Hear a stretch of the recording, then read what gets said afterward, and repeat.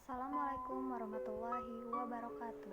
Perkenalkan, saya Eka Lestari, peserta Latsar CPNS Kabupaten Bekasi di PPSDM Regional Bandung, Gelombang 1 Angkatan 2. Dalam podcast kali ini, izinkan saya untuk membahas mengenai wawasan kebangsaan dan nilai-nilai bela negara. Sebelum membahas lebih jauh, kita harus mengetahui terlebih dahulu apa itu wawasan kebangsaan.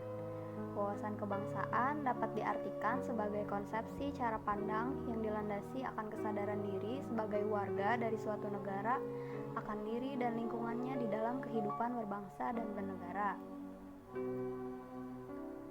Terdapat beberapa titik penting dalam sejarah pergerakan bangsa Indonesia, yaitu diawali dengan terbentuknya Organisasi Budi Utomo pada tanggal 20 Mei tahun 1908 yang didirikan oleh para mahasiswa Stovia yang mana diinisiasi oleh Sutomo.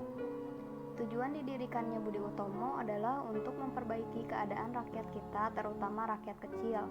Oleh karena itu, tanggal 20 Mei ditetapkan juga sebagai Hari Kebangkitan Nasional.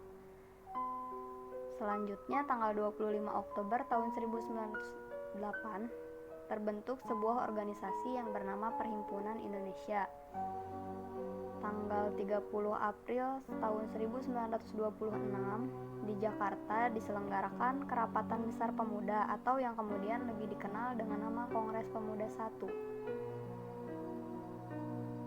Berikutnya pada tanggal 28 Oktober tahun 1928 dilaksanakan Kongres Pemuda II yang merupakan kelanjutan dari Kongres Pemuda I.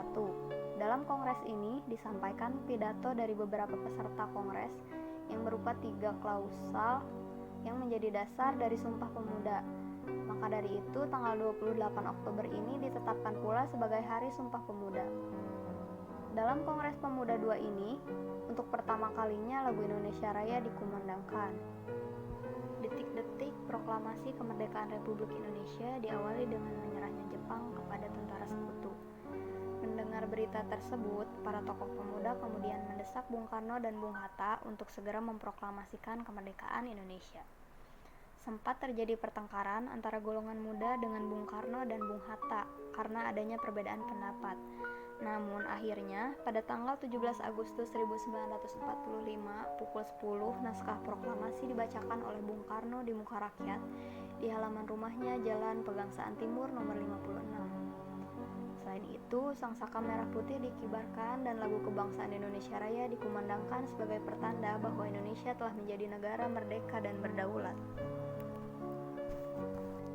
Sejak awal pergerakan, kesepakatan para pengumpadal tentang kebangsaan terus berkembang hingga menghasilkan 4 konsensus dasar. Yang pertama adalah Pancasila, yang merupakan landasan bagi kokoh tegaknya negara dan bangsa.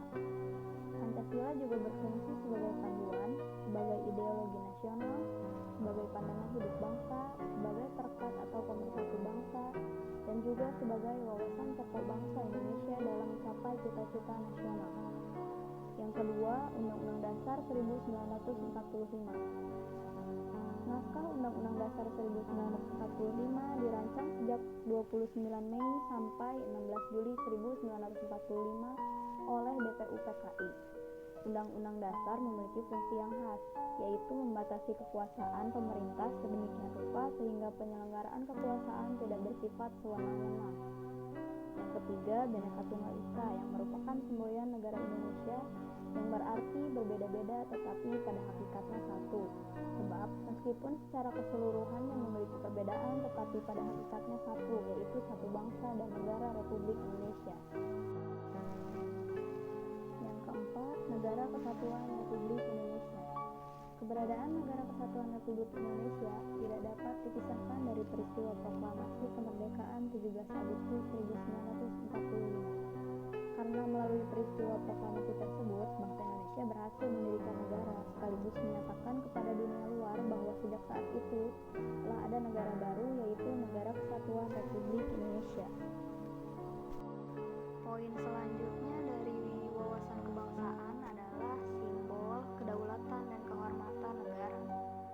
Bendera, bahasa, dan lambang negara serta lagu kebangsaan Indonesia merupakan simbol kedaulatan dan kehormatan negara sebagaimana diamanatkan dalam Undang-Undang Dasar 1945.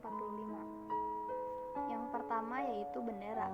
Bendera negara adalah sang merah putih yang berbentuk 4 persegi panjang dengan ukuran lebar 2/3 dari panjangnya, serta bagian atas berwarna merah dan bagian bawahnya berwarna putih.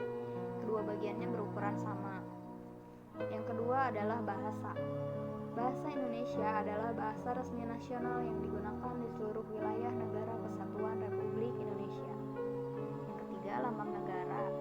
Lambang Negara Kesatuan Republik Indonesia, yang selanjutnya disebut lambang negara, adalah Garuda Pancasila dengan semboyan Bhinneka Tunggal Ika. Lambang Negara Kesatuan Republik Indonesia ini berbentuk Garuda Pancasila, yang kepalanya menoleh lurus.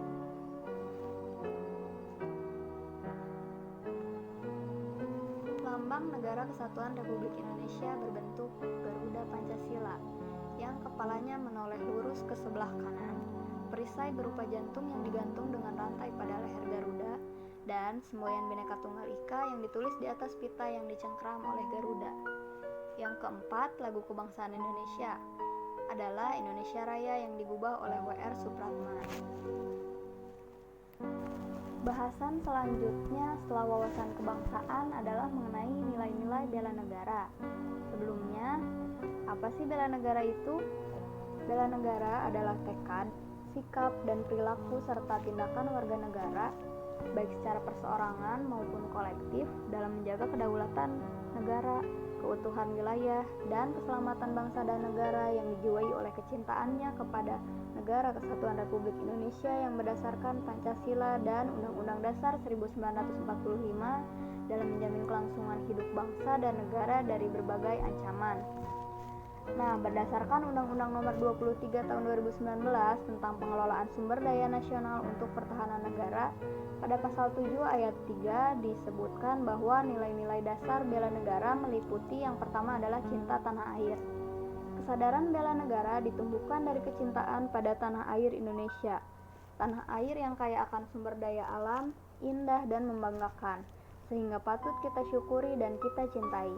Dari kecintaan pada tanah air ini akan berkembang keinginan yang kuat untuk berbuat yang terbaik untuk negeri. Yang kedua adalah sadar berbangsa dan bernegara.